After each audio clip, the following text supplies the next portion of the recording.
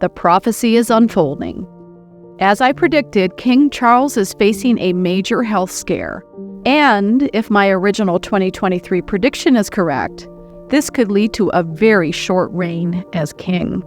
In a recent turn of events, King Charles announced that he's being treated for prostate cancer. Many fear the worst, but hold on to hope, praying that he's inherited the remarkable genetics of his parents. However, in a recent podcast in 2023, I predicted that King Charles would spend only 5 years perched on his throne, thanks to health issues that would take their toll. Here's exactly what I predicted in that episode.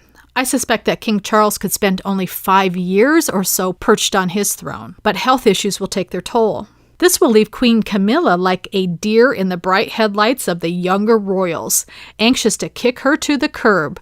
But it could be several years thereafter for Prince William to assume the throne. And when he does, I can see that he'll be a single man.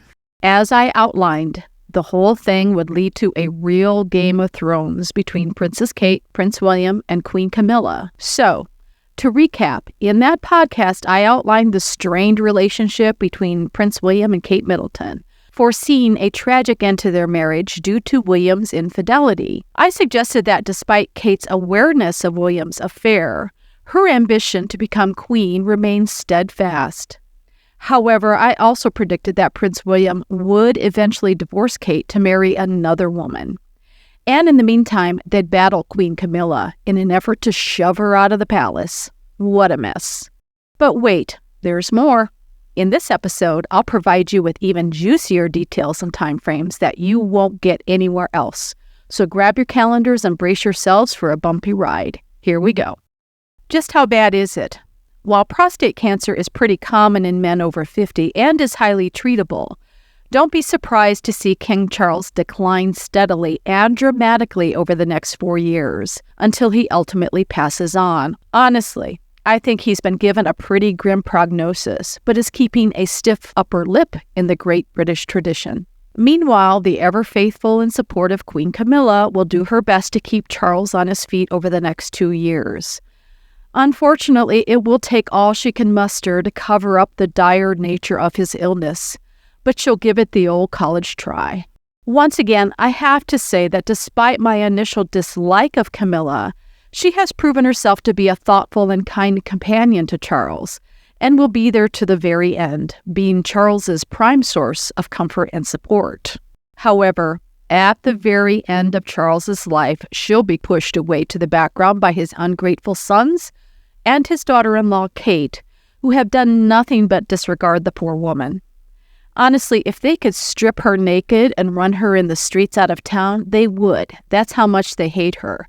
And that's the kind of people they are. And I don't think this is royal behavior by any stretch of the imagination. Princess Kate has been frenemy to Queen Camilla all these years, curtsying politely to her but rolling her eyes behind her back. What goes around comes around, and just you watch as Kate never has the chance to fill Camilla's shoes. Once again, I have to reiterate that I have predicted that Prince William will soon be in hot and heavy pursuit of someone he will meet in 3 years or less. I see him down on one knee proposing to her with the expectation that she will replace Kate as his queen.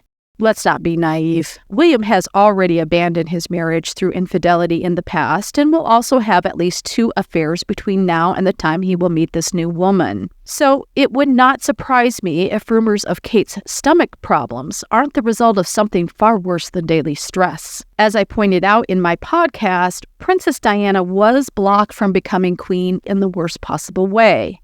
I'm sure Kate is wondering what lies in her own future now that William has iced her out. More on this in another episode. Now, the key question is, when will William step into his father's shoes? I can see that he'll start taking on more of his father's duties within the next 2 years. What is very difficult for me to see is a clear-cut path to the throne for this royal heir. In the last episode, I mentioned the 2029 to 2030 timeframe, but even then, his position is likely to be challenged in some way.